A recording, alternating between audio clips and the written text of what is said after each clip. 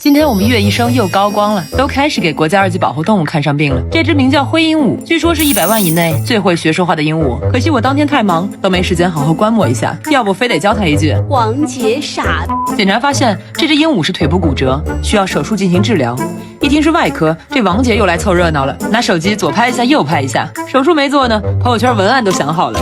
随后和岳医生两人沟通了下手术方案，就正式开始手术了。由于鸟的代谢非常快，手术也要尽可能的速战速决。不过这两人配合倒是十分默契，不一会儿就搞定了。看我们岳医生累的，看来这次麻药又没少吸呀。